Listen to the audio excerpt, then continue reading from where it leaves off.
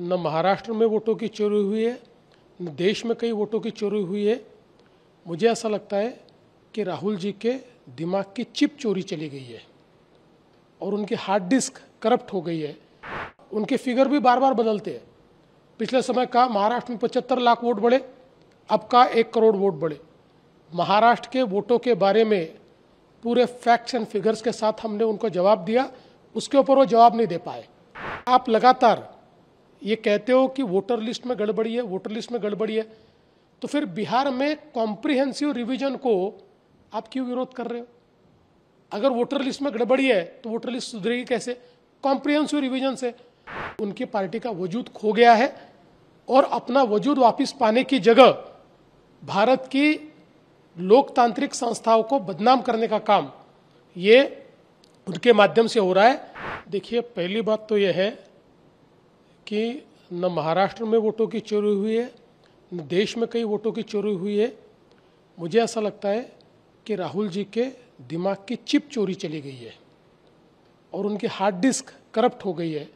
इसलिए लगातार वो झूठ बोल रहे हैं, गलत बयानबाजी कर रहे हैं और जनता का मैंडेट चोरी कर रहे हैं, लोकतंत्र को चोरी कर रहे हैं, लोकतंत्र ने दिया हुआ फैसला चोरी कर रहे हैं।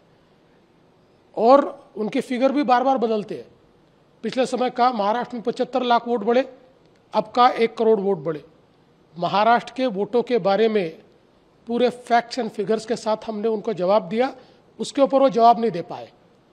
इसलिए झूठ बोलकर अपनी हार को दबाने की कोशिश कर रहे, कवर फायरिंग कर रहे। उनको पता है आगे भी हारने वाले हैं, तब वो बोलेंगे मैं तो पहले कहता था। इस प्रकार की कवर फायरिंग उनकी चल रही है।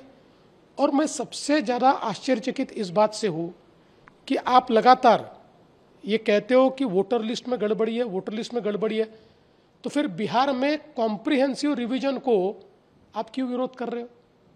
अगर वोटर लिस्ट में गड़बड़ी है तो वोटर लिस्ट सुधरेगी कैसे? कॉम्प्रिहेंसिव रिवीजन से।